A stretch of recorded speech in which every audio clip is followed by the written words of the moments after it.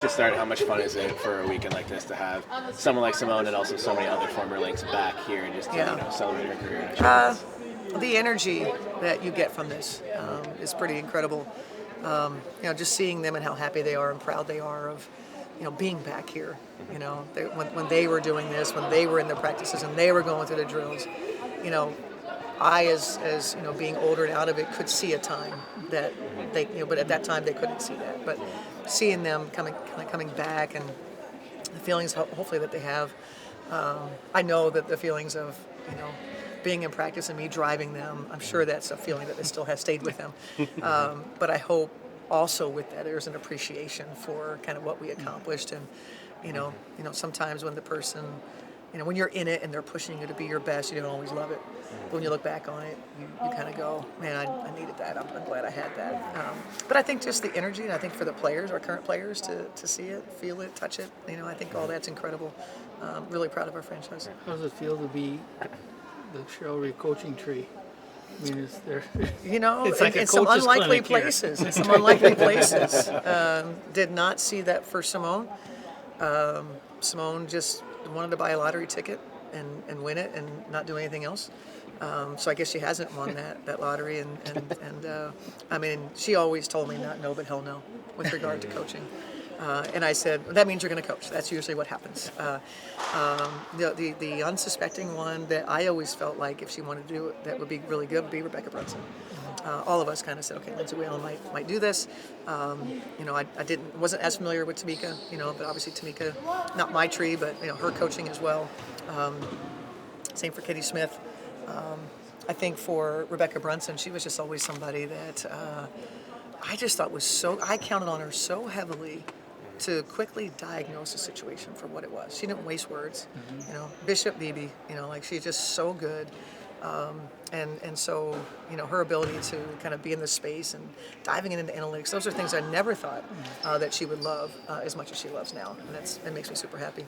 Why do you think so many of these players that came through here from the championship team have gotten into coaching and into front office jobs? Any common denominators that you could see? I don't know. I mean, it's probably a question for them. I don't know. And I did ask them for the record. Okay, good. Good. He was in here talking about the overlap that she and Simone had one year. Yeah. And, how much she learned, both, I guess, on and off the court, how much they took her in and kind of didn't, veterans can maybe sometimes not be that way, but I think it informed kind of the way she's become as a leader herself, don't you think? Simone and Sil poured into Fee.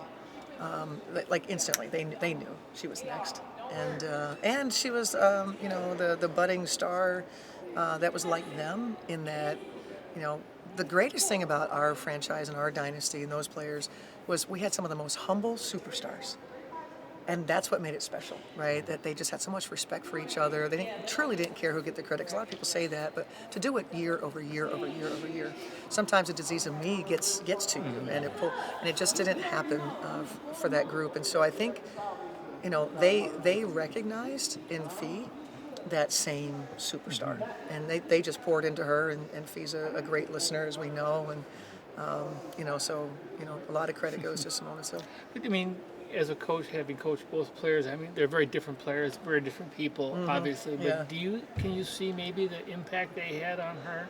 Yeah, as she's grown into what she's become. I think in terms of for sure. Like I think about someone like Simone.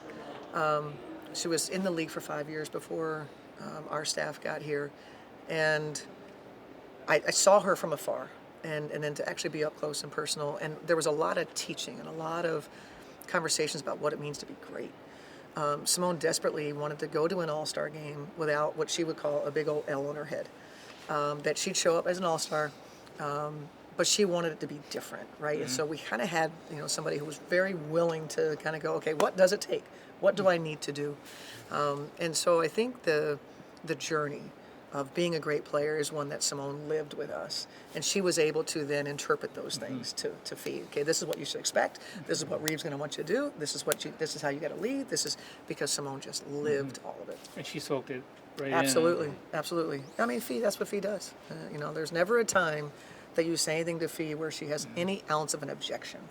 she listens and says okay, and it's rare, and it's when we say that someone is egoless, it doesn't always. We kind of go, well, maybe not, but Fee is truly egoless.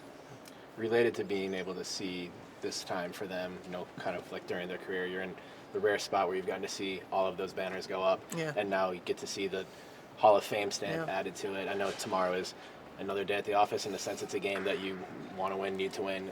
Do you allow yourself the time to just kind of like look up there and see a pupil being recognized with that kind of achievement? I do it far better now. When you're in your 50s and you start, you're closer to the end than you are the beginning, you start to do that a little bit more, especially for that group. So taking time out, however short it might be, to just, look at, obviously Simone's jersey's in the rafters, but just to have her kind of like soak up, some more of the, just the adulation that people feel for her. And, and just how proud, that we were able to do this together. And I had, a small, I had a great seat for all of it, and to be a part of it. It just makes you super proud.